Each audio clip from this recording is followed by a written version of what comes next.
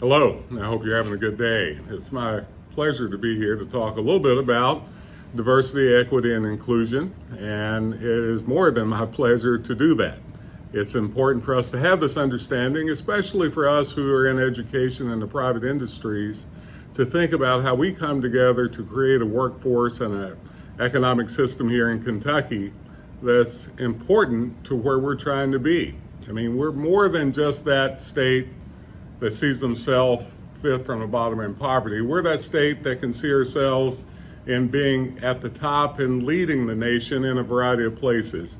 And a strong, sustainable economy is one of them. But we can't do it by leaving people behind.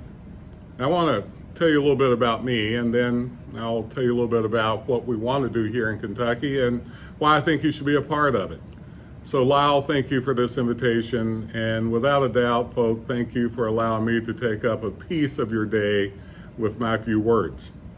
Once again, Aaron Thompson is my name. I'm the president of the Kentucky Council on Post-Secondary Education.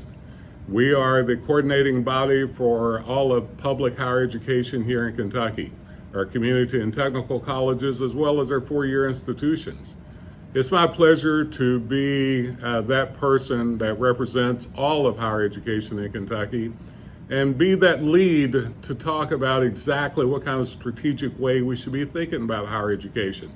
Now, I have to tell you, a part of this is coming from my personal background. A part of this is coming from a core belief that I have.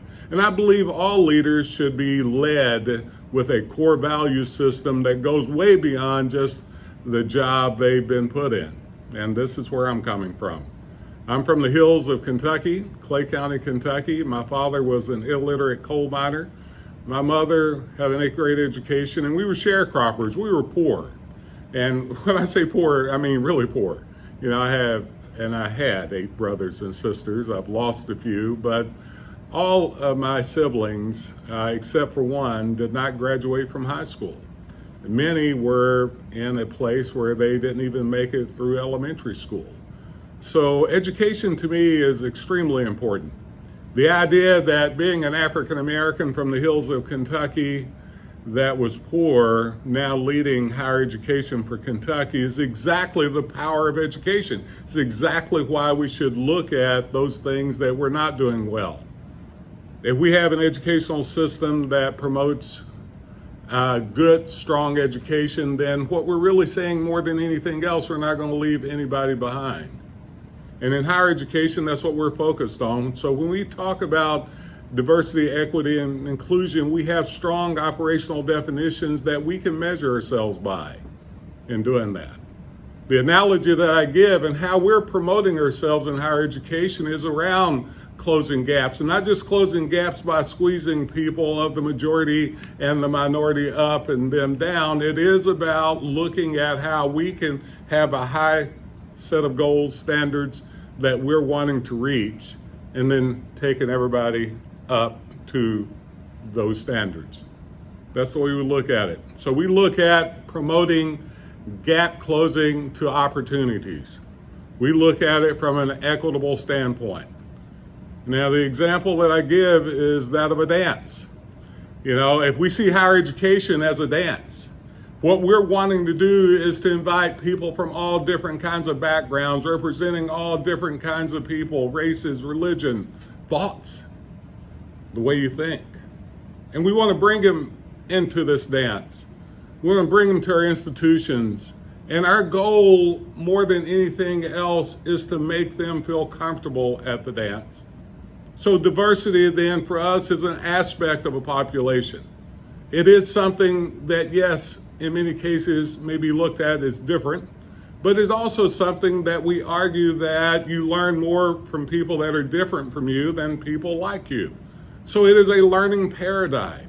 It's kind of like the way we have our institutions set up. You take some arts, you take some sciences, you take some labs, you take all different kinds of things because it makes you whole. So diversity is about being whole. It's about learning to appreciate people from different backgrounds with different philosophies and beliefs. It's not about necessarily changing yours, but it is about opening yourself up to learning from theirs and let them learn from yours. So diversity is inviting all kinds of people to your dance. Inclusion is asking them all to dance. That's why we in higher education want to engage all of our students, faculty, and staff to be an essential part of where we're trying to go. To be that focus of saying that we need to be helping our students to not only know how to fish, but we have to give them the opportunity to fish in order to fish for a lifetime.